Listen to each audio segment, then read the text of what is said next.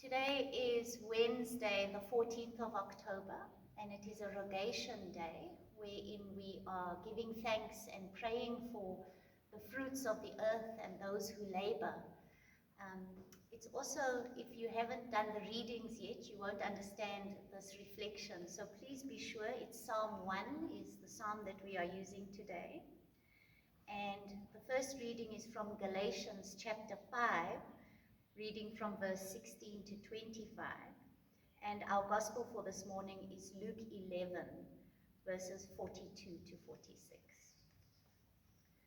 So really what we see in our readings this morning, and particularly in the Gospels, is this growing tension between Jesus and the ruling elite. In this case, the scribes, the Pharisees, and the lawyers of his day. And so he's in a conversation with them. He's actually gone to one of the Pharisees' homes, and the Pharisee sees that he doesn't do the ritual cleansing that's necessary in order to be seen to be clean, and questions him about it. And in response, Jesus speaks these very harsh words, saying to them basically that you pay your tithes, so you seem to be doing good, but you forget to love God and you forget justice. Outwardly, you look fine, you look great, but inwardly, you are dead from the sin in your life. And then the lawyers also ask him, and he says, and you, lawyers, you place on men burdens that are too heavy to bear, and then you don't help them with it. And so really what we see at the heart of the readings this morning, or the tension between Jesus and the elite, is the difference between the letter of the law and the spirit of the law. So the law is there, and the Pharisees and the scribes are doing really well at abiding or adhering to the letter of the law. But in the process, they have lost the plot.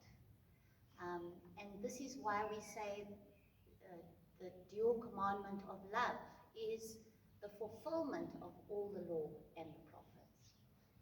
And so this got me thinking about how is Jesus challenging me today on how I'm being religious, how I'm being a good Christian versus the spirit of the law. And as I was meditating on that, I started to giggle because I have a very close friend who's also a priest, and she preached a sermon one day, and she said, how many of you know that there's a speed trap, a camera trap, and you will slow down, and then when you get through the trap, you'll speed up again. And she likened this to camera Christians. You know, how much of a camera Christian are you? When you know you're being watched, you behave in certain ways, and then when nobody's looking, or you speed on. So that got me thinking about, in what ways am I a camera Christian?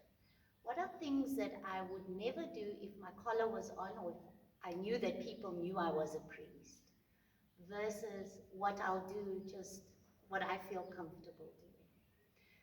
And so I offer that as a challenge to each one of us today. In what ways is God or Jesus asking us to really go to the heart of our relationship with God? And out of that, create a lifestyle. My father always used to say he would never argue with people and try and convince them to become Christian or evangelize people. He wanted people to see the way he lived and then become curious about that and ask, why do you do things the way you do things? So that our Christian commitment becomes a lifestyle choice. And I know that you've heard me say this before, but our Galatians reading really is a wonderful way to assess where we are in our journey of faith, in growing in the life of holiness. Paul offers there the fruits of the Spirit as a way to assess, how much joy, how much peace, how much love, how much faithfulness, how much self-control, how much goodness, how much gentleness am I displaying in my day-to-day? How much of that is in me? And where are those places that I want to bring to God? And ask God's Spirit, because it's a fruit of the Spirit, Ask God's Spirit to be at work in me.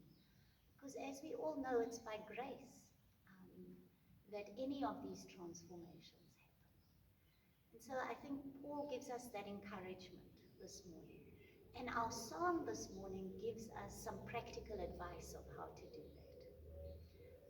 What are the practices we need to be keeping in our lives in order to grow closer to God and allow the fruits of the Spirit to work in us? So I want to end with some of the practices I see in Psalm 1 by reading an alternate version, which is from Nan Merrill, this Psalms for Praying. Because I think it just comes back to the heart of Jesus' dual commandment of love, that is the law and the prophets. So if you'll give me a moment, I'll read it slowly. Blessed are those who walk hand in hand with goodness, who stand beside virtue, who sit in the seat of truth. For their delight is in the spirit of love, and in love's heart they dwell day and night. They are like trees planted by streams of water that yield fruit in due season, and their leaves flourish. And in all that they do, they give life. The unloving are not so. They are like dandelions which the wind blows away. Turning from the heart of love, they will know suffering and pain. They will be isolated from wisdom. For love knows the way of truth.